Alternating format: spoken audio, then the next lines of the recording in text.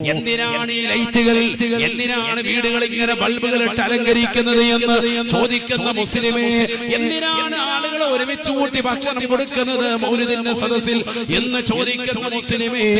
മഹത്തുക്കളാകുന്ന സർവമഹാന്മാരും അതിന്റെ മഹത്വം ലോകത്തോട് വെളിപ്പെടുത്തുകയാണ്. ബഹുമാനപ്പെട്ട മുഹ്യിദ്ദീൻ ശൈഖ് റളിയല്ലാഹു അൻഹുവിന്റെ പ്രിയപ്പെട്ട ഉസ്താദായ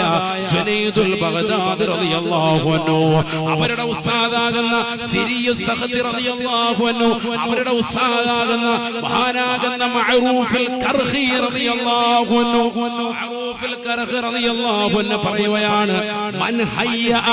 ലിഖറാഅത്തിൻ നബി സ്വല്ലല്ലാഹു അലൈഹി വസല്ലമ തആമ അല്ലാഹുവിന്റെ റസൂൽ സല്ലല്ലാഹു അലൈഹി വസല്ലമ തങ്ങളുടെ മൗലിദ് പാരായണത്തിന് വേണ്ടി ആരെങ്കിലും ഭക്ഷണം തയ്യാർ ചെയ്താൽ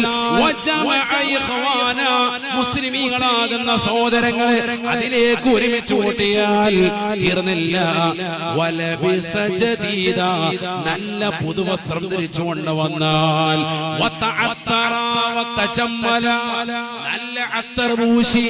നല്ലതുപോലെ പുതുവസ്ത്രം ധരിച്ച് നല്ല പ്രൗഢിയോടുകൂടി ഗാംഭീര്യത്തോടുകൂടി മൗലിദിന്റെ സദസ്സിൽ പങ്കെടുത്താൽ,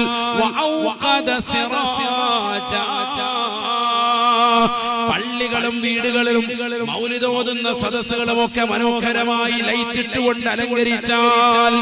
ഹശറഹുല്ലാഹു യൗമൽ ഖിയാമ, നാളെ അല്ലാഹു സുബ്ഹാനഹു വ തആല അവരെ ഖിയാമത്ത് നാളിൽ ഒരുമിച്ച് കൂട്ടുന്നത്